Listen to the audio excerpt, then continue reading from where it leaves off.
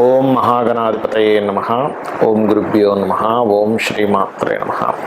పరమేశ్వర స్వరూపమైనటువంటి జ్యోతిష, వాస్తు మరియు ఇతర అనేకమైనటువంటి శాస్త్రములను మనకు అందించినటువంటి మహర్షులకి నమస్కారం. హయగ్రీవ హయగ్రీవ హయగ్రీవేతి యో వదేత్ తస్య నిస్సరతే వాణి జన్మకన్యా ప్రవాహవత్. అరుణాం కరుణాతరంగితాక్షీం ధృతపాశాంకుశపుష్పబాణచాపాం అనిమాది విరావృతాం మయూకైః అహమిత్యేవ విభావయే భవానీం. శ్రీమాత్రే నమః. ప్రేక్షకులకి ఆ లలితాంబిక అమ్మవారి యొక్క అనుగ్రహం పరిపూర్ణంగా కలగాలని మనస్ఫూర్తి కోరుకుంటూ మనం ఈరోజు చెప్పుకోబోయే టాపిక్ ఏమిటంటే, చాలామంది వ్యాపారాలు చేస్తూ ఉంటారు. కొంతమందికి అద్భుతంగా కలిసి వస్తే మరి కొంతమంది నష్టపోతూ ఉంటారు. అదేవిధంగా ఆ వ్యాపారాల్లో కూడా కొంతమంది పార్ట్నర్షిప్స్లో చేస్తుంటారు.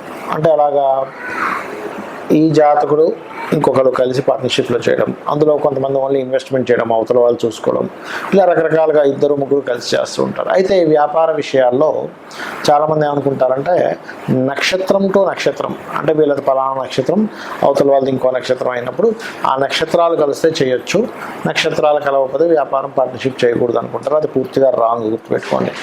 అసలు అది ఎలా చూడాలి? ఎవ్రీ లగ్న అంటే 12 లగ్నాలు, మనకి లగ్నం తెలియని వారు రాసి చూసుకోండి, బట్ లగ్నమే చూసుకోవాలి.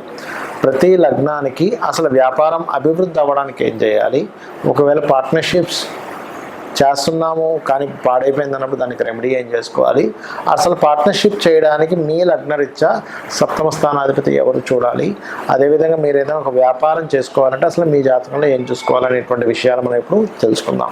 ధనుర్లగ్నము, ధనస్సు రాశి. ధనస్సు వారికి బిజినెస్ ఏ రకంగా, ఫస్ట్ వాళ్ళ స్ట్రెంగ్త్ ఏమిటి? ధనస్సు వారికి ఏంటంటే మంచి నేమ్ వస్తుంది. ఎలా అంటే వీళ్ళు మంచి ప్రోడక్ట్ అమ్ముతారు. జూపిటర్ పాడైతే that is different case. But ఏమిటంటే ఒక వ్యాపారం, వీళ్ళు నిజాయితీగా ఉంటారు, వీళ్ళ దగ్గర మంచి ప్రోడక్ట్ దొరుకుతుంది, ఒరిజినల్ దొరుకుతుంది, ఇలాంటి దాని మీద మీరు బిల్డప్ చేసుకుంటూ వెళ్తే బాగుంటుంది. మీ యొక్క తత్వం కూడా అలా ఉంటుంది ధనుసు లగ్నం వారికి. మరైతే ఇక్కడ మనము స్ట్రెంగ్త్, వీక్నెస్ ఎలా ఉంటుందో అదేవిధంగా మనం ఒక బిజినెస్ ప్రారంభించాలన్నా, పార్ట్నర్షిప్స్ చేయాలన్నా, లాభాలు రావాలన్నా గ్రహాలు ఉంటాయి. దానికి ఏమిటి అని చెప్పి చూసుకున్నట్లయితే, ఫస్ట్ ఆఫ్ ఆల్ చాలామంది ఏమనుకుంటారంటే పార్ట్నర్షిప్ చేయాలంటే నక్షత్రాలు కలవాలంటారు. నక్షత్రాలు కేవలం మైండ్ సెట్ కలవడానికి మాత్రమే, బట్ సప్తమాధిపతి బాగుండాలి పార్ట్నర్షిప్కి. ఇది ఫస్ట్ మీరు గుర్తుపెట్టుకోండి. అయితే ఇక్కడ మరొక విషయం ఏంటంటే, మనం ఏదైనా ఒక బిజినెస్ ప్రారంభించలేకపోతున్నాము, ధనుర్లగ్నంలో జన్మించాము అనుకున్నప్పుడు మీ యొక్క శని పాడవుతాడు. శని పాడైనప్పుడు ఏమవుతుంది, కుటుంబ సభ్యుల సహకారం లేకపోవడం, సమయానికి ధనం రాకపోవడం, ప్రారంభిద్దాం అనుకున్నాము, ఎవరో లోన్ ఇస్తా అన్నారు, సరే అంతా ఫిక్స్ చేసుకుని ఆ టైంకి డబ్బులు రావు, ఏం ప్రారంభిస్తారు? సో ఫైనాన్షియల్, లేకపోతే కుటుంబ సభ్యులకు వ్యతిరేకత, లేకపోతే రకరకాల మార్గాల ద్వారా మీకు ఆగుతూ ఉంటుంది, స్లో అవుతూ ఉంటుంది. ఎందుకంటే because of Saturn is the కారక ఆఫ్ ది ప్రారంభానికి కారకుడయ్యాడు. సో స్లో మూవింగ్ ప్లానెట్తో ప్రారంభమైంది కాబట్టి స్లోగా ప్రారంభం అవుతాయి. వన్ బై వన్ మనం చూసుకుంటూ వెళ్ళాలి. అలా కాకుండా ఆ శని కనుక ఒక శుభగ్రహంతో కలిసినాడు, కనీసం శుక్రుడితోనో లేకపోతే బుధుడితోనో కొంత కలయిక ఉంది, మంచి పోర్ట్ఫోలియోస్ వచ్చేదానికి, అప్పుడు ఇబ్బంది అనేటువంటిది రాదు, బ్రహ్మాండంగా వెళ్తూ ఉంటుంది. మరి పాపగ్రహాలతో కలిసినప్పుడు చేయవలసింది ఏమిటంటే, శని, కుజ, కేతు గ్రహాల దగ్గర దీపారాధన చేయండి. ఇక రెండో పాయింట్ ఏమిటి, ధనుర్లగ్నం వారికి పార్ట్నర్షిప్స్.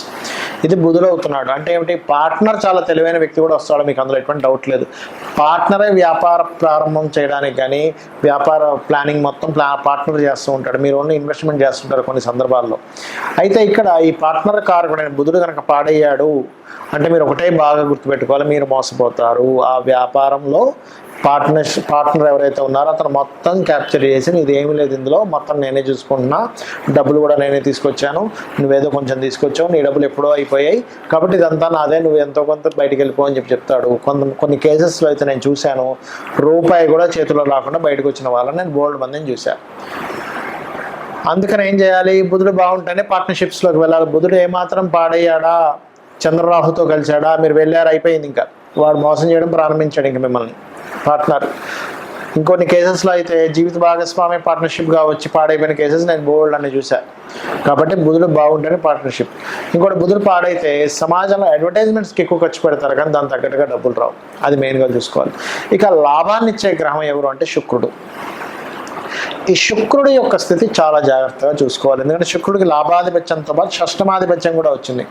సహజంగా ఈ లగ్నానికి పాపిక్, కానీ మనం బిజినెస్ పాయింట్ ఆఫ్ వ్యూలో లాభాధిపతి ఇవ్వాలి కాబట్టి లాభాధిపతి ఎలా ఉన్నాడో చూడాలి.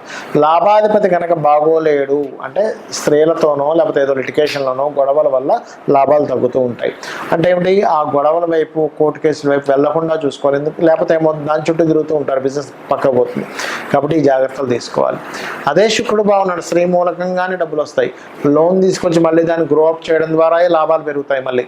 సో ఇది మెయిన్గా చూసుకోవాలి. ఇక మీరు పర్టికులర్గా లాభాధిపతి మరింత మంచి ఫలితాలు ఇవ్వాలంటే లక్ష్మీ గణపతి స్వామం చేసుకోవడమో, లేకపోతే చండీ పారాయణం వినడమో, లేకపోతే డబ్బులు లేవండి కనీసం రోజు లలిత సహస్రనామాల మీద మీరు చేసుకుంటూ ఓం ఇంద్రగోప పరిక్షిప్త స్మరతో నామజంగికాయ నమః అనే మంత్రం చేసుకోండి అనే విధాలా బాగుంటుంది. అసలు ఒక వ్యాపారం కలిసి రావాలి అంటే స్టెప్ బై స్టెప్ నేను మీకు కొన్ని విషయాలు చెప్తాను.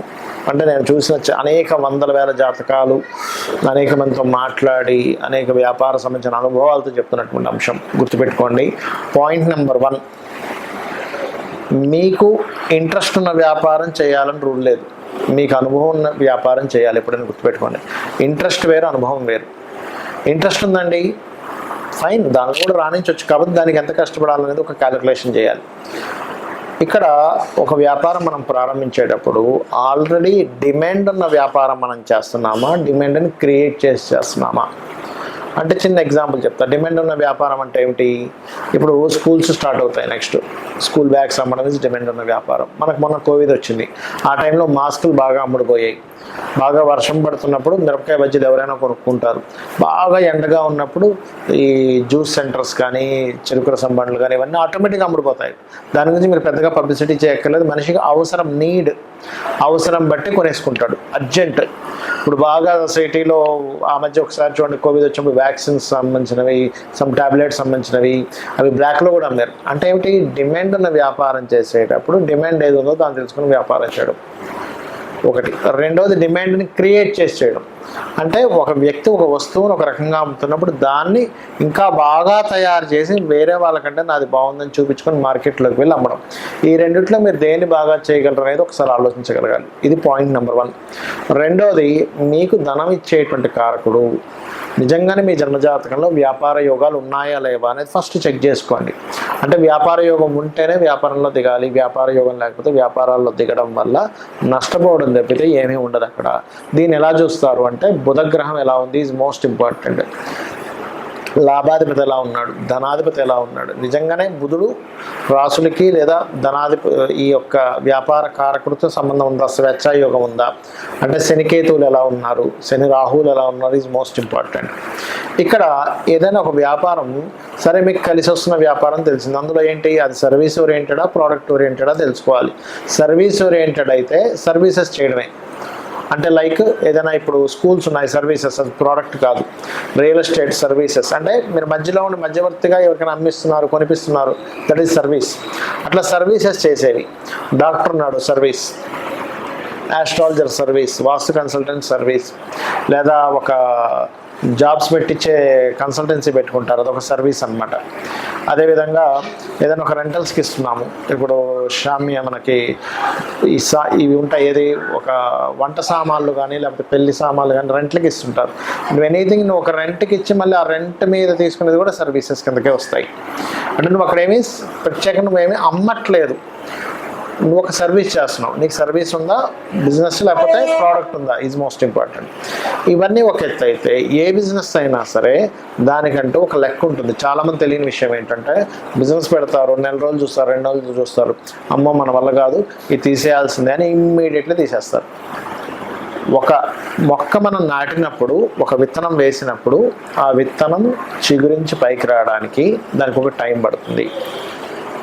అది మొక్క అవ్వడానికి కొంత టైం పడుతుంది. దాని రక్షణను ఇవ్వాలి, దానికి ప్రొటెక్ట్ చేయాలి. ఆ మొక్కని ఏ మేకలో అవి ఇవి తినేయకుండా అది కొంచెం పెరగడానికి ఎరువులు వేయాలి.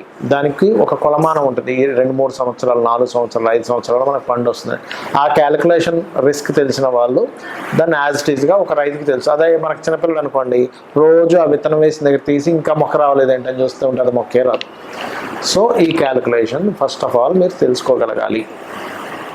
ఇంకోటి, అనుభవం ఉన్న బిజినెస్లో ఎందుకు అన్నానంటే, అనుభవం ఏం చేస్తుందంటే, ఇప్పుడు చూడండి ఒక చిన్న ఎగ్జాంపుల్ చెప్తాను మీకు. నేను ఒక బిజినెస్ ఉంది.